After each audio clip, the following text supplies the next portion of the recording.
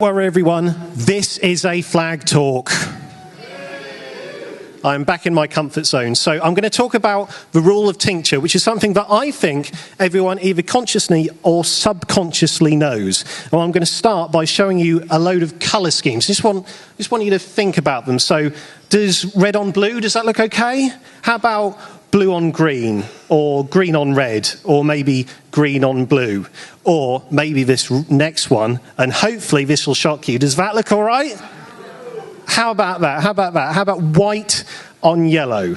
Now, all of those colour schemes, and especially that last one, should look absolutely terrible to you because they don't obey the rule of tincture, which is arguably the world's oldest graphic design rule, dating from 1568, so it's nearly 450 years old. And it originates from heraldry, specifically armoury, so designing coats of arms, that sort of thing.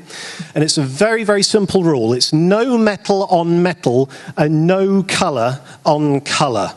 Now, what do we mean by that? What do we mean by no metal on metal and no colour on colour? Now, metals, in heraldry, there's only two of them, and they're gold and silver. In heraldry, they're known by their French names, and they correspond to the colours white, that's silver, and yellow, that's gold.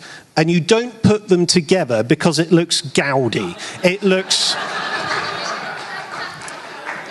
If you put gold and silver together, that gives you the impression of having a hell of a lot of wealth, but not really knowing what to do with it.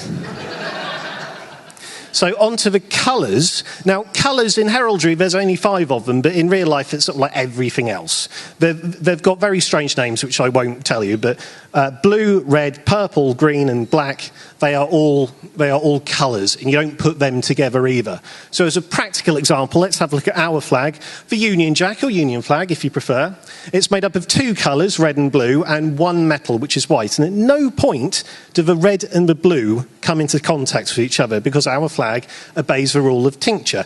And more or less all the flags in Western Europe do. So France, you've got blue, white, red, colour, metal, colour. Italy, colour, metal, colour. Austria, colour, metal, colour. Denmark, I mean, I could go on, but you get the idea. And you can do things like add fimbriations to make sure that they obey the rules. So you've got Botswana, Gambia, and Namibia there. And North Korea, they've got no freedom of expression and a brutal dictator who might take the world into a nuclear war, but their flag obeys the law of tincture, which is nice.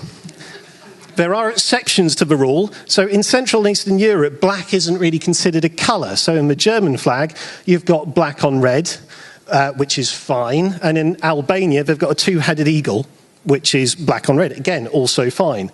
And the rule of tincture has worked its way into popular culture. So everyone knows this little phrase, don't they?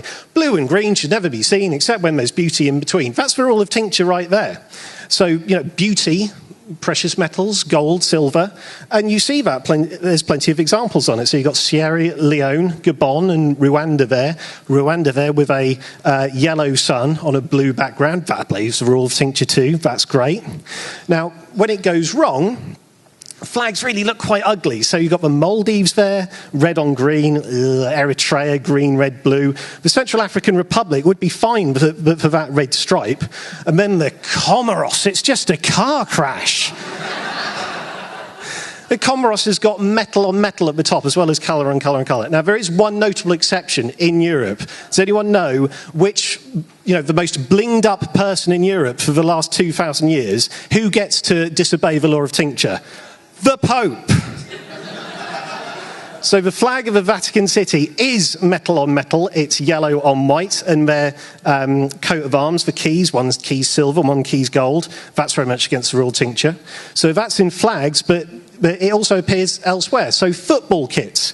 So recently you had the Community Shield between Arsenal and Chelsea. Their kits obey the rule, as do the local teams, Everton and Liverpool. Even my team, Norwich, with its quite unusual colour combination of yellow and green, still obeys the rule. Not all kits do. So Bournemouth, maybe that's all right in Albania.